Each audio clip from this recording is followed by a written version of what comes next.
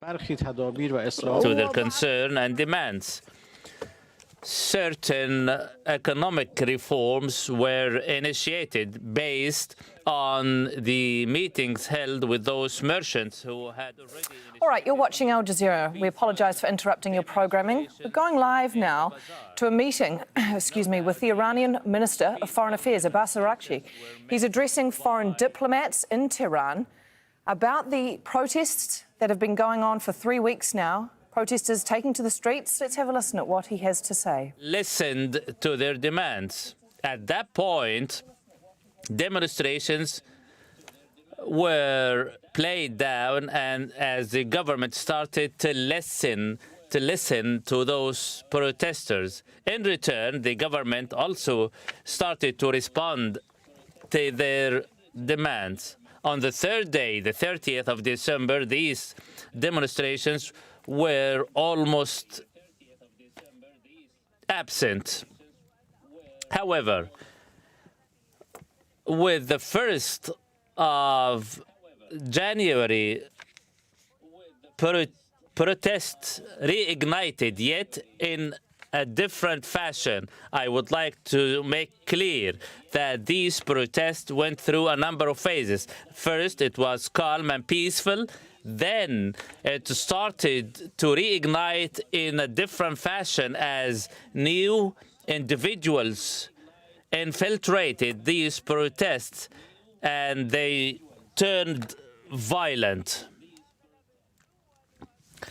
As we witnessed in many countries, including those in the West and the United States, when protests turn violent, they are met with the security forces. Our security forces started to respond. They stood up to the violence. At the same time, the government continued with their meetings with the protests. And up to the 7th of January, we continued to respond to their protests and demands. However, the demonstration started to turn violent, and we addressed these violent protests were addressed and met with self-restraint by the Security Council, by the security forces, sorry. As of January, these demonstrations took a different shape.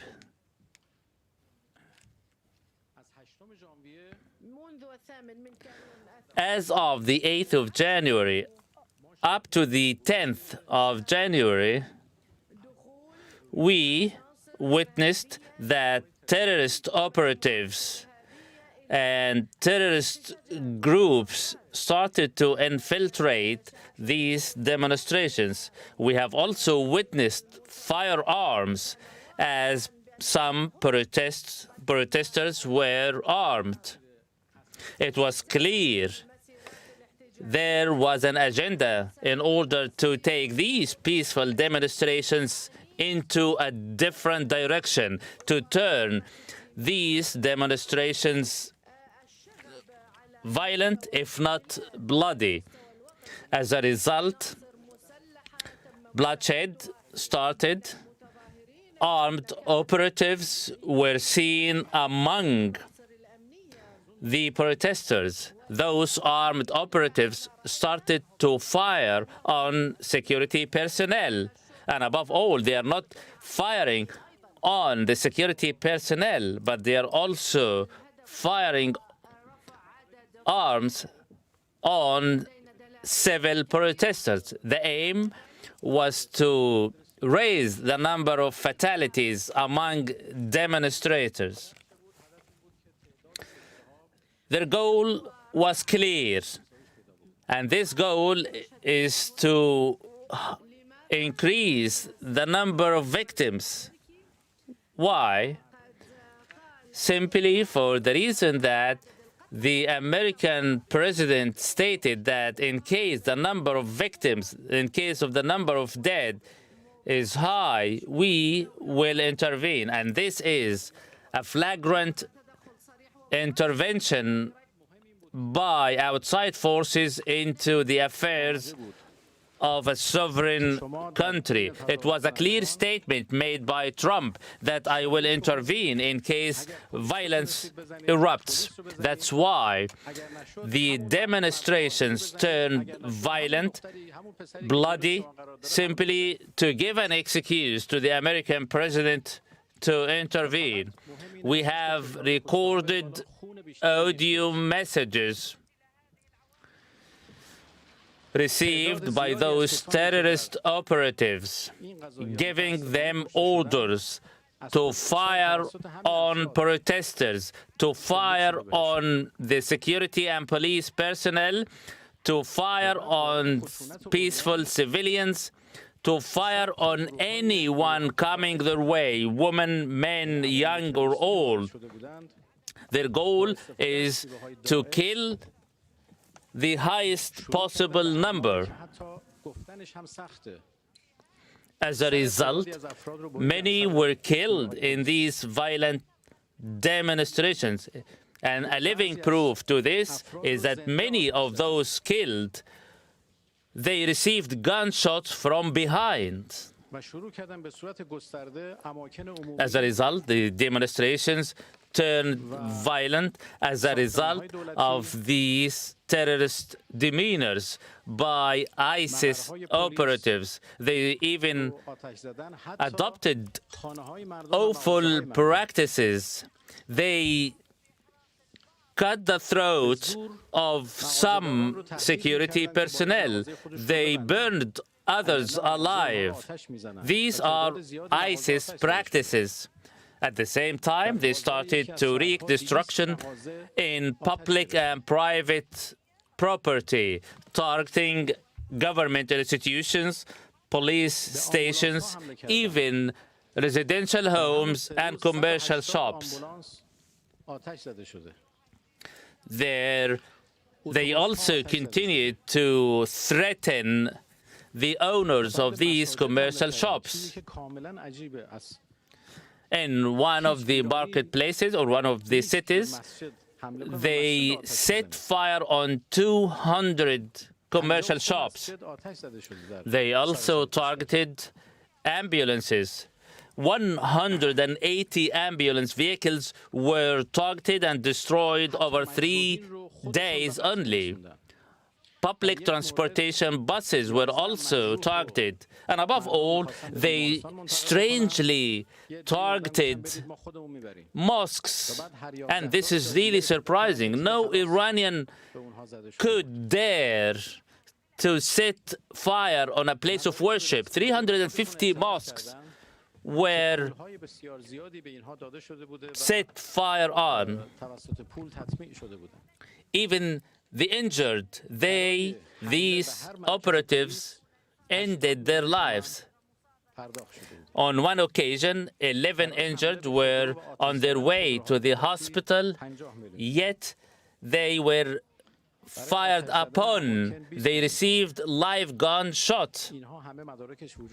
It turned out that those injured persons were killed by those terrorist operatives. Many were radicalized through large payments. 80 million tumans, 50 million tumans were paid to certain individuals only to target police stations. All these pieces of information are documented and well proven.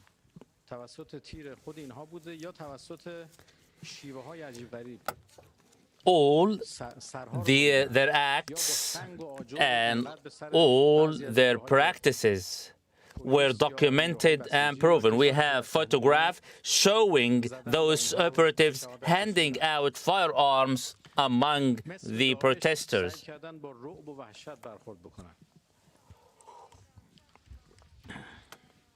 The individuals who were killed They were killed as a result of gunshots by those operatives. Some were set fire on, others were slain. Those terrorist operatives attempted to wreak havoc, to wreak panic and killing among the peaceful demonstrators. This is not a peaceful way of demonstrating.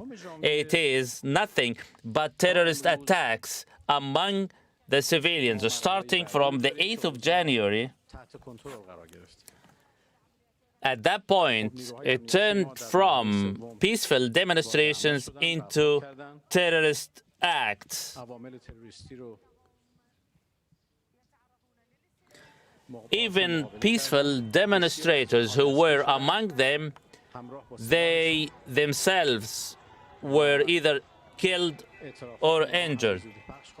As of today, we have entered into another phase, as all the situation has come under total control. The security personnel were deployed, stood up and confronted the terrorist operatives infiltrating the demonstrations. Many were arrested red-handed with the firearms in their possession.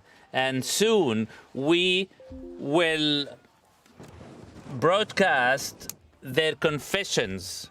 We have many proofs that these operatives received direct orders from outside forces, and we have a lot to show to the public opinion. We have a lot to show to the public.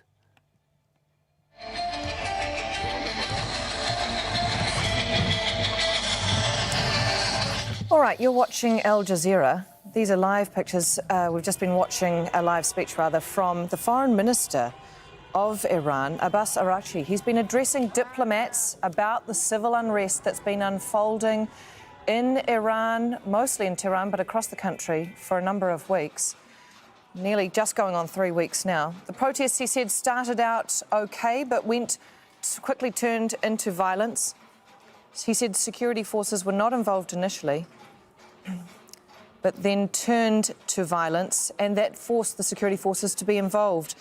He claimed that there was involvement within the protest groups of terrorists. He attributed them to have been infiltrated by ISIS.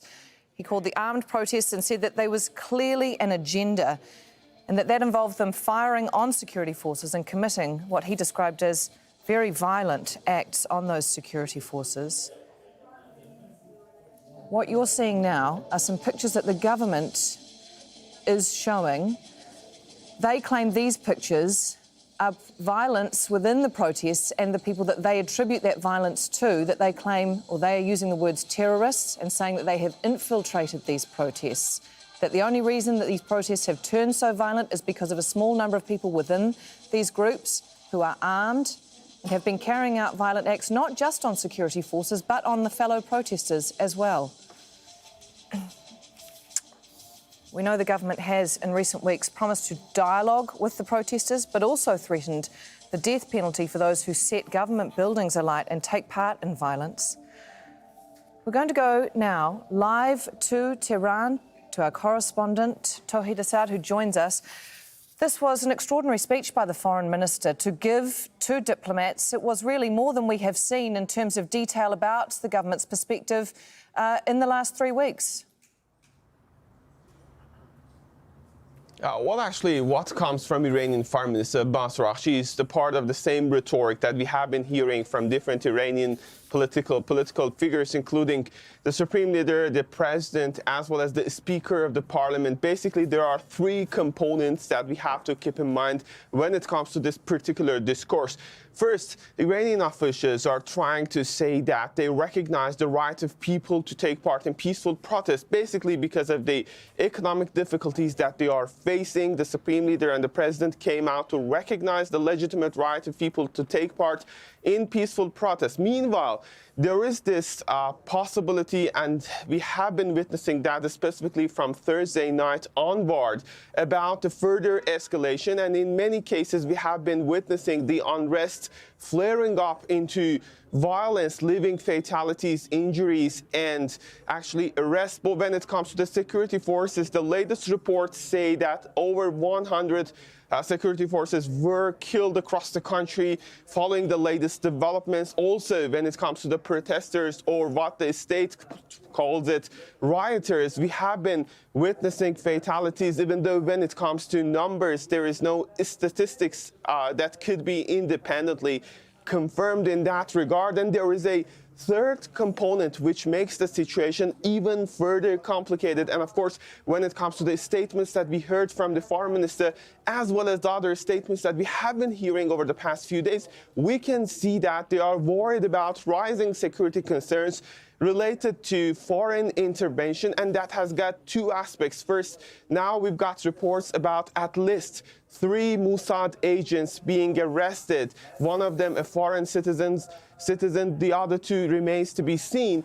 And that is a security concern. Added to that is the threats that we have been witnessing from the US President Donald Trump, and that faced a criticism, a response from the Iranian side as well. We have to keep in mind that back in June, Iranians experienced a campaign of strikes by the Israelis and Americans, and now shadow of another war is out there, specifically seeing the statements that we have been hearing from the US President Donald Trump. And on that, Iranian president and the Speaker of the Parliament sent strong messages of warning. The Speaker of Parliament said, in case of any attack on Iran, the US bases as well as the US ships and Israeli territories are going to be, quote unquote, our legitimate target. That is a developing story, a complicated one, and we are following to see what comes next. All right, Tohid, thank you very much. We'll come back to you shortly if we can. At the moment, we're going to go again, excuse me, live back to the Foreign Minister, who's now addressing questions from diplomats, and we'll listen into what he has to say.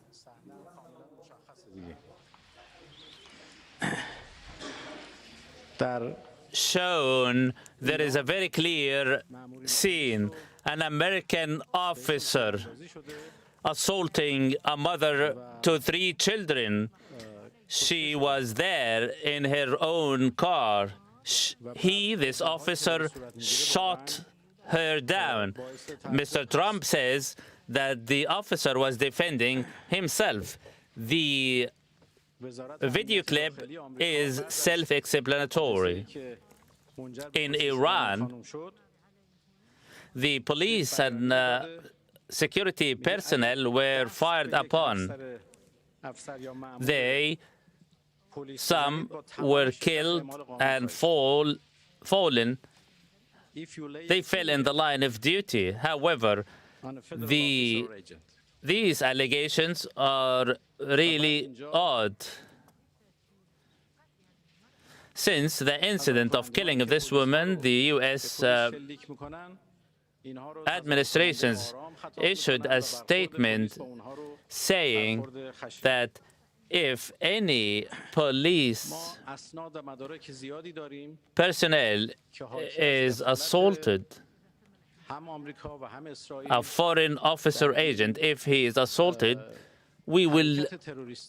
our response will be harsh.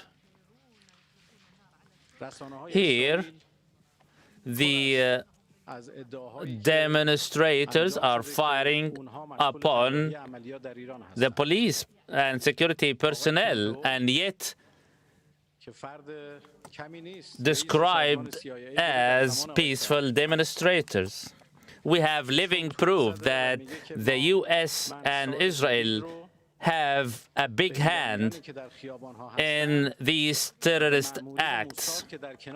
The Israeli media is rife with false allegations that, and they are now claiming that Israel is preparing certain plans against Iran. The former head of CIA said the Iranians who took to the streets will have a new year assisted by the Mossad operatives. It is clear that those infiltrators were assisted by the Mossad agents. It is clear that the Mossad agents who are speaking Farsi are infiltrating these protests, and they are within and among the protesters. And this is the most significant issue we are about to closely monitor. They were the direct cause behind the high number of fatalities. It is those operatives, those agents who wreaked killing among peaceful protesters. Those should be held accountable to this. Strangely enough, some Western countries, rather than condemning the acts of terrorists, they are falsely accusing our police personnel. Those terrorist operatives assisted by the foreign agents killed our peaceful demonstrators. On the other hand, Israel, who had killed more than 70,000 innocent Palestinians and destroyed the entire Gaza Strip, including places of worship, not a single statement of condemnation was directed to them.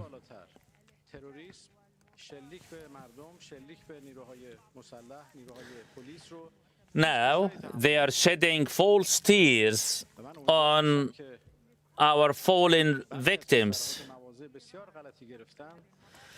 To all the protesters we say, you have lawful demands, and we accept and listened to those demands.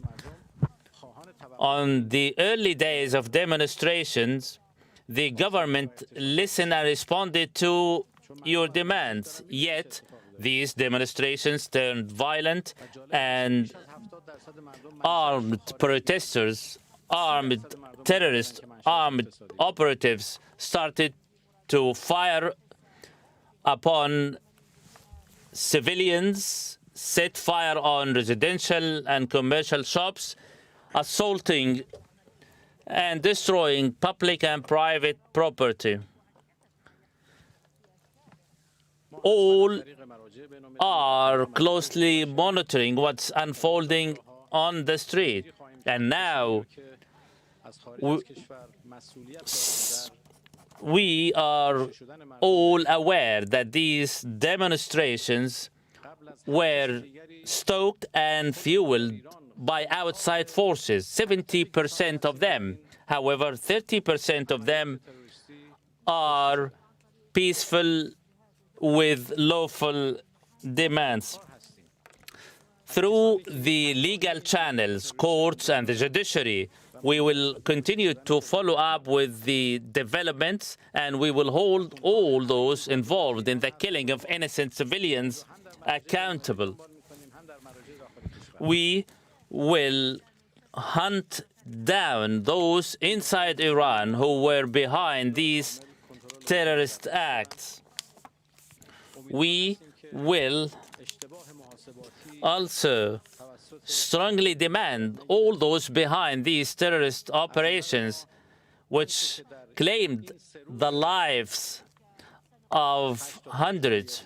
We will demand the United States to be held to account. We will follow all the conceivable means before all the international venues. Again, we are certain that these miscalculations by some Western countries will come to an end. We believe that what took place after the 8th of January was a continuation of the 12-day war that was initiated from outside. During the 12-day war, they committed a number of errors, followed miscalculated moves. However, we, the Iranian people, had foiled them. As a result, the policies of those outside forces started to change, and instead of attacking Iran from the outside, they started to stir and fuel violence from within. They turned peaceful demonstrations into a stage to terrorist acts, simply to give rise to false allegations and pretext to initiate operations against Iran from the outside. As we speak, the situation, all the countries, cities, and towns are under total control. At the same time, intelligence information and intelligence operations are underway, and we have come to establish the meetings and where these plans were made. We will also expose the operatives behind these terrorist attacks. The Zionist entity is directly responsible, together with the Americans, through their statements propagating violence and killing. As you know, this afternoon, solidarity rallies in support of the Islamic Republic of Iran and the ruling regime will take place. People will say out loud that they are in total support to and solidarity with the government and the regime. And I thank you for all what you have been through, for your perseverance, and I highly commend the efforts made by them, and I'm certain that you are working under harsh conditions, especially with the interruption of the internet service. In any event, stability and security is our priority. We have seized total control of security, and this move had been taken simply to restore order and security. Soon, the internet service will be resumed, and my colleagues are coordinating with the security apparatuses in order to have the service restored to the ministries and embassies.